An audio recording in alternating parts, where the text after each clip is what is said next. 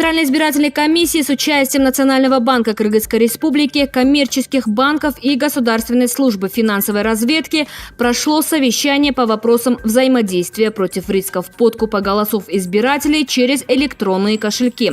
На совещании были рассмотрены вопросы взаимодействия между ведомствами по проведению мониторинга платежей через неидентифицируемые платежные системы и меры по исключению рисков подкупа голосов избирателей через электронные кошельки на предстоящих выборах депутатов Джоорку Кенеша Кыргызской Республики.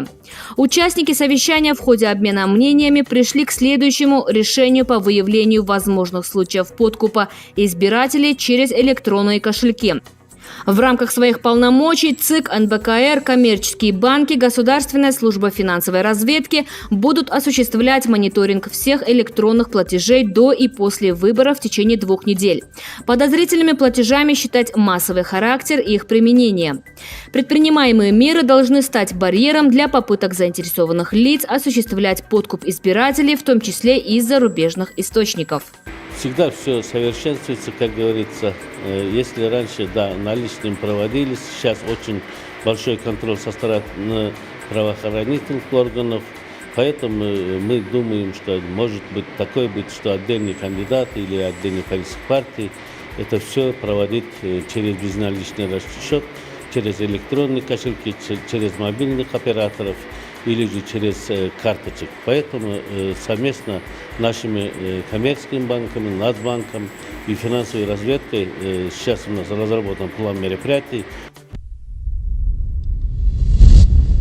Контрольно-ревизионная группа ЦКР информирует, что в рамках плана мер по финансовой прозрачности избирательного процесса разработана и внедрена в эксплуатацию автоматизированная система прозрачности избирательных фондов, кандидатов и политических партий «Финансовая прозрачность».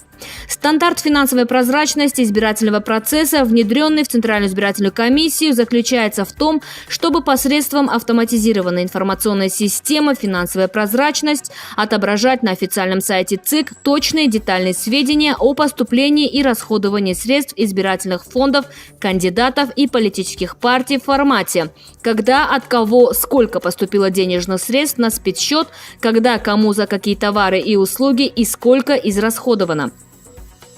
Информация, получаемая из банковских учреждений через систему межведомственного электронного взаимодействия «Түндүк», автоматически отображается на сайте ЦИК на странице «Талапкер. Избирательный фонд». Информация публикуется с учетом законодательства о персональных данных и банковской тайне, то есть согласия вносителя средств на открытую публикацию данных. Отметим, что возможности АИС-ФП позволяют идентифицировать каждого отправителя и получателя денежных средств. На сегодняшний день в результате проведенного контрольно-ревизионной группой анализа были зафиксированы нарушения по завышению пределов поступлений пожертвований в качестве собственных средств кандидатов и добровольных пожертвований от юридических и физических лиц, нарушения по неполному заполнению поля назначения платежа, а также отсутствию кода платежа ГКПО и прочее. Состоялось совещание Центральной комиссии по выборам и проведению референдума в Кыргызской Республике и Центральной избирательной комиссии Российской Федерации по оказанию содействия в организации выборов депутатов Джоорку Кенеша Кыргызской Республики на избирательных участках в городах России. Во встрече приняли участие председатель ЦКР Нурджан Шалдабекова, заместитель председателя ЦИК России Булаев, представители МВД и МИД России, члены ЦКР и России, а также представители государственных органов субъектов Российской Федерации, избирательных комиссий участков в России. На встрече обсуждались вопросы, связанные с предоставлением помещений для голосования, оборудования и кабинок для голосования, бесперебойным обеспечением электроэнергией и интернетом, обеспечением правопорядка и противопожарной безопасности в день голосования. Было обсуждено оказание помощи избирательным комиссиям в случае карантинных ограничений в отдельных субъектах Российской Федерации. Заместитель председателя Центральной избирательной комиссии России Булаев поручил оказать максимальное содействие кыргызской стороне в организации и проведении парламентских выборов. ЦИК и двух сторон обсудили механизм оперативного решения возникающих вопросов по организации голосования, Кыргызской стороной была выражена признательность за оказываемое содействие.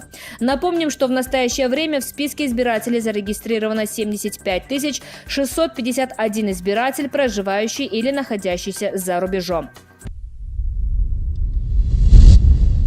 Центральная избирательная комиссия Кыргызской республики напоминает, что в целях охвата информационным обеспечением избирателей с нарушениями слуха и речи в колл-центре ЦИК работает видеосвязь с избирателями по WhatsApp номеру 0996 550 01 12 55, по которому избиратели с нарушениями слуха и речи могут получить ответы на свои вопросы жестовым языком.